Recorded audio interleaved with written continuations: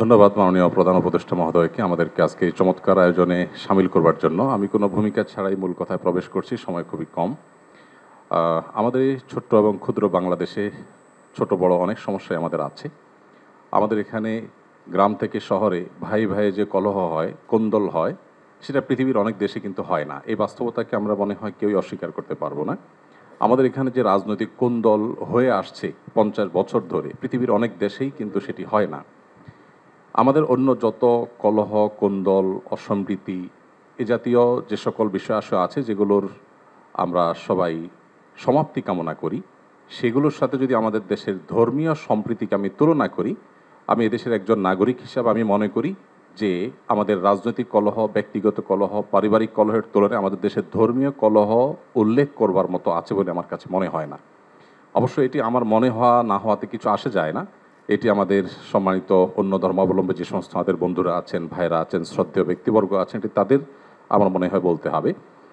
আমি শুধু এটুকু বলবো যে ৫ই আগস্ট আমার ফেসবুক পেজে কয়েক মিলিয়ন ফলোয়ার্সকে লক্ষ্য করে আমি একাধিকবার লাইভে এসেছি, যেটা আমার দীর্ঘ ১০-১২ বছরের সোশ্যাল মিডিয়ার ইতিহাসে কখনো আসেনি।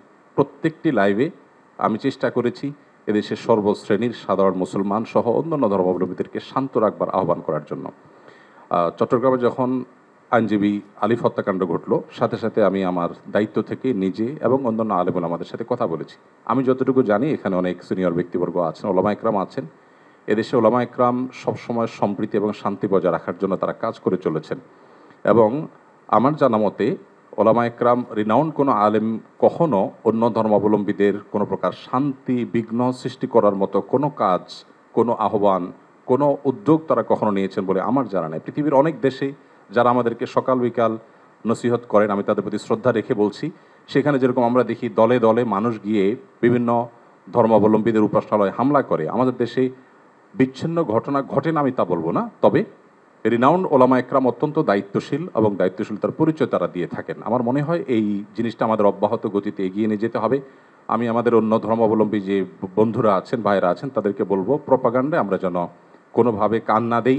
আপনারা যদি কখনো সমস্যা বোধ করেন, আমি ব্যক্তিগতভাবে বলতে পারি আমার কথা, ৫ই আগস্টে একটি হিন্দু পরিবার একজন মেজরের মাধ্যমে আমার সাথে যোগাযোগ করেছিলেন। আমি আমার সাধ্য অনুযায়ী তাদের নিরাপত্তার জন্য আমাদের যে সমস্ত ভাই বন্ধু আছে তাদের দিয়ে খুলনার একটি জায়গায় আমি ব্যবস্থা করেছি। আমার মনে হয় বাংলাদেশের যত বড় মাদ্রাসা আছে এখানে সব নেতৃত্বশীল ওলামা একরাম আছেন। আপনারা যদি কখনো কোনো মাদ্রাসায় গিয়ে বলেন যে আমাদের নিরাপত্তা বোধহয় আমরা ভয়ের মধ্যে আছি, নিরাপত্তাজনিত শঙ্কায় আছি, আমার মনে হয় আমাদের আইনশৃঙ্খলা রক্ষাকারী বাহিনী যেরকম আপনাদের পাশে দাঁড়াবে, ওলামা একরাম তাতে ন্যূনতম কার্পণ্য করবে না। যেভাবে পুজোর সময় মাদ্রাসার ছেলেরা মন্দিরগুলোকে পাহারা দিয়েছে, আমার মনে হয় পৃথিবীতে এটা বিরল একটা দৃষ্টান্ত এবং এটি কিন্তু আমাদেরকে আশা জাগায়। আমি আশা করব যে আমরা কোনো প্রপাগান্ডায় পা দেব না এবং আমরা মিলেমিশে আমাদের প্রিয় স্বদেশকে গড়ে তুলব। আমরা যে যে ধর্মে বিশ্বাসী হই না কেন, প্রিয় স্বদেশটা আমাদের সকলের। আমাদের স্বদেশে কোনো কালিমা লাগুক আমরা চাই না। আমরা সকলের সম্মিলিতভাবে ঐক্যবদ্ধ থাকতে চাই, ঐক্যবদ্ধ রাখতে চাই। আমরা যদি সবাই ঐক্যবদ্ধ থাকি তাহলে আমাদের দেশটি ভালো থাকবে, আমরা ভালো থাকব। আমি আশা করছি আমাদের ঐক্যে কেউ চির ধরাতে পারবে না এবং এক্ষেত্রে আমাদের সীসাডালা প্রাচীরের মতো চলতে হবে। আমাদের কোনো সমস্যার জায়গা থাকলে অবশ্যই আপনারা বলবেন, আমরা সেই জায়গাটাকে সংশোধন করব। কিন্তু আমরা আমাদের প্রিয় স্বদেশকে সমৃদ্ধ দেখতে চাই, মাথা উঁচু করে দাঁড়াতে পারে সেরকম দেখতে চাই। আমাদের তরুণরা আমাদেরকে যে নতুন বাংলাদেশ এনে দিয়েছেন, স্যারের নেতৃত্বে যে নতুন বাংলাদেশ এগিয়ে যাচ্ছে, এই অগ্রযাত্রাকে কোনো শক্তি যেন থামাতে না পারে।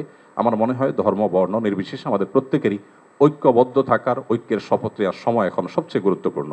সে বিষয়টি আমি সবার নজরে এনে আমি আবার বক্তব্য শেষ করছি। ধন্যবাদ।